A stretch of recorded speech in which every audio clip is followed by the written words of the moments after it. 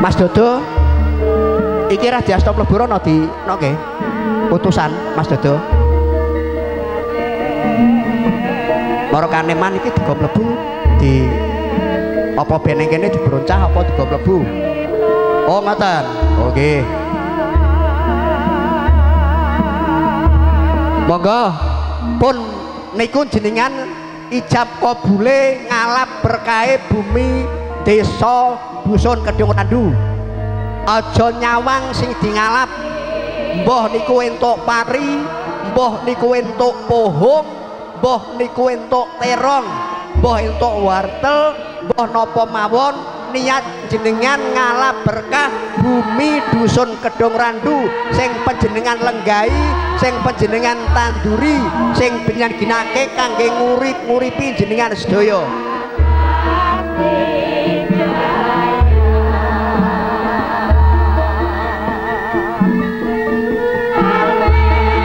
mugi-mugi jenengan kabeh pikantuk sahabaipun Gusti Kang Maha Agung pikantuk pitulunganipun Gusti Kang Maha Mirah pikantuk berkah pikantuk keselamatan saking Sang Hyang Widiwasa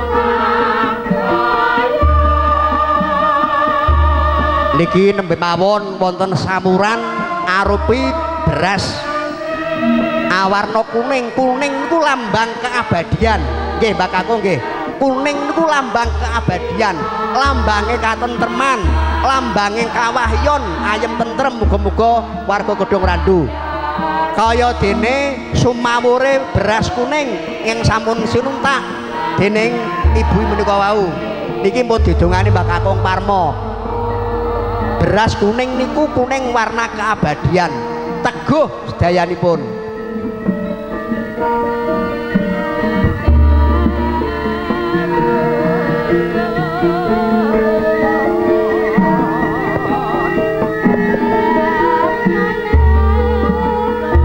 monggo Mas saking panggung kegiatan saged dipun lajengaken niki adicara wigati sampun rampung mergo mangke terus panggunge arep digunakake kanggo campursari nggih. Nggih Mas Dodo nggih. Nggih. Nyuwun pangapunten para kadang panggung nek kala wau jenengan lagi nyengkute nyambut gawe dipun suwun sigek sawetawis. Hormat acara ingkang kala wau sampun kapilahi gandeng niki acara wigati nggih pun rampung. Jenengan kira-kira ling kesel ya wis rampung. Monggo kegiatan panggung saged dipun lajengaken. Amargi mangke badhe dipun ginakaken kangge suka parisuka wujudipun campur sari.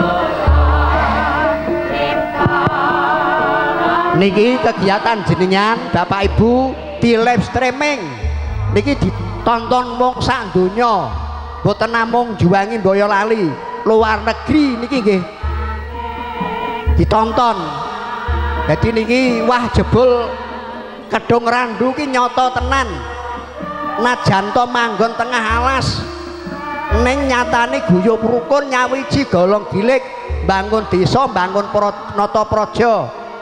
Alhamdulillah golong gilik guyung jenengan niki di live streaming kalian kadang kula syuting. Jadi mungkin jenengan nek arep buka teng YouTube maka saged dipun pirsani. Wah, elok tenan. Enten sing cululuk, lho kedung randuwi ngendi to kuwi? Kok apik men, kok guyub men najan mung 2 RT nyatane ya iso mlaku. Urun ya ikhlas. Iku dadi rerasan teng Jawi mriko. Tekan Kalimati ora mung Kalimati tok. Dumugi ing sanjawining langkah. Kelajenganipun monggo dahar kembul Bujana Ndrawina dahar bareng-bareng sareng-sareng barang ngeten iki kita le guyub rukun enak ya ora dirasake bareng ora enak ya dirasake bareng-bareng.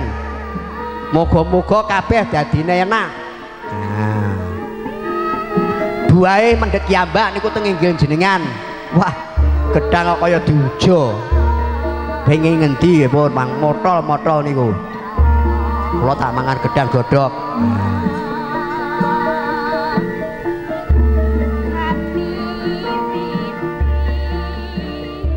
Ayo Mas Oteng dar sik.